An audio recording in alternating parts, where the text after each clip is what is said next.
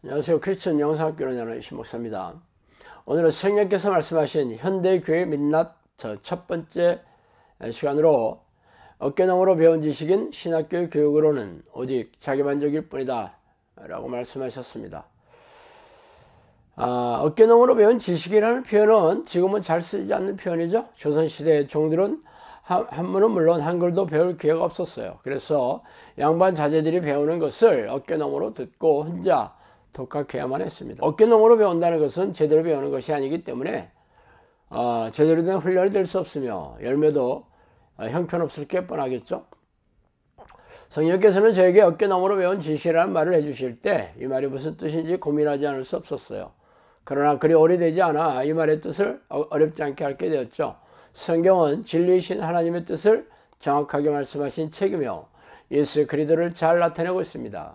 그래서 교회에서는 이 시대가 성경이 완성된 시대라고 말하며 성경 공부도 열심히 하고 설교를 통해 교인들에게 성경 지식을 알려주려고 열심을 다하고 있습니다.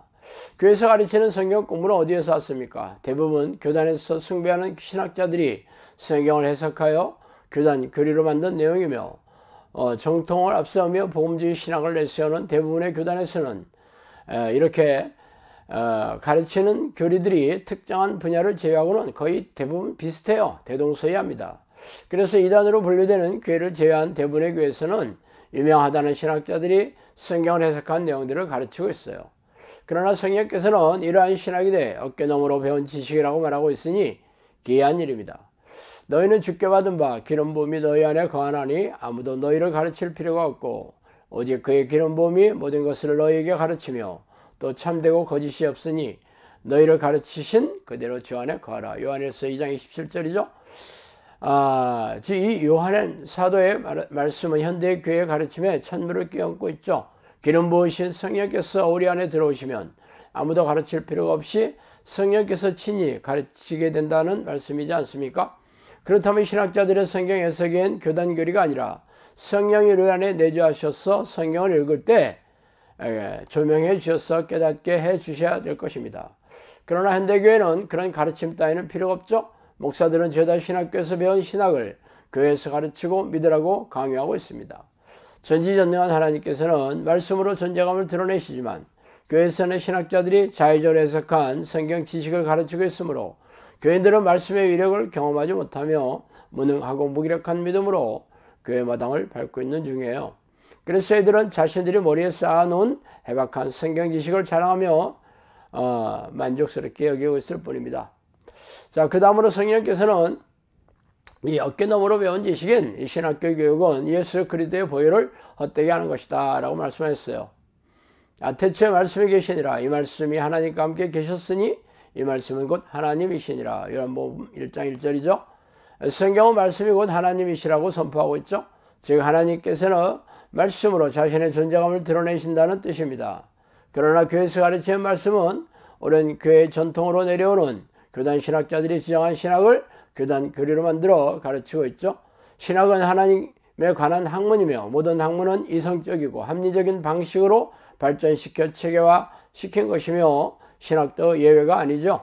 말하자면 하나님에 대한 모든 지식을 성령의 조명하심으로 깨달음으로 가르치는 것이 아니라 인간이 가진 이성적이고 합리적인 학문 방식의 잣대로 체계화시킨 것이 학문이기 때문에 신학에서도 이성적이고 합리적이 아닌 것들을 제어하거나 축소시킬 수밖에 없습니다. 그래서 성경 전체에서 언급하고 있는 하나님의 기적과 이적의 역사를 이성적인 사고방식이라는 칼날로 난도질하고 찢어발겼죠.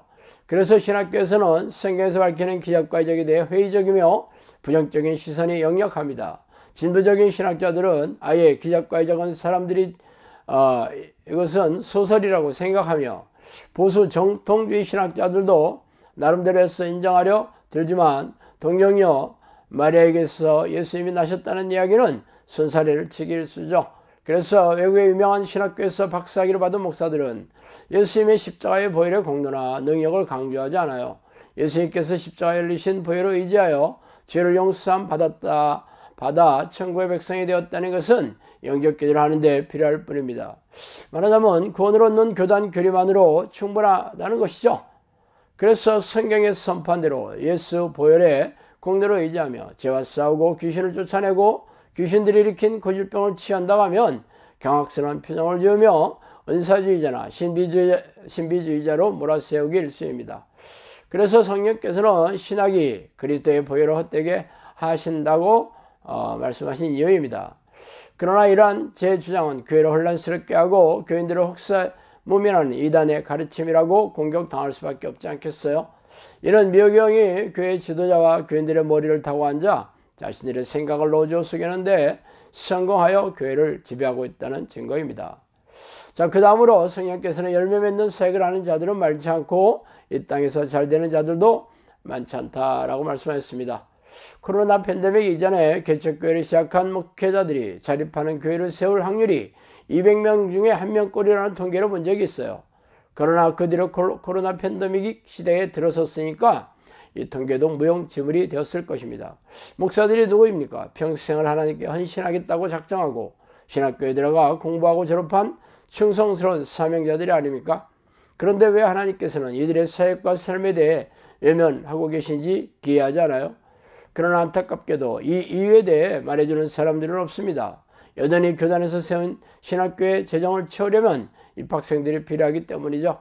그래서 지금처럼 교인들이 큰 폭으로 줄어드는 마당에도 신학교에서는 신입생을 확보하느라고 혈안이 되어 있어요. 그래야 교수 월급도 주고 학교 건물도 유지할 수 있기 때문이죠.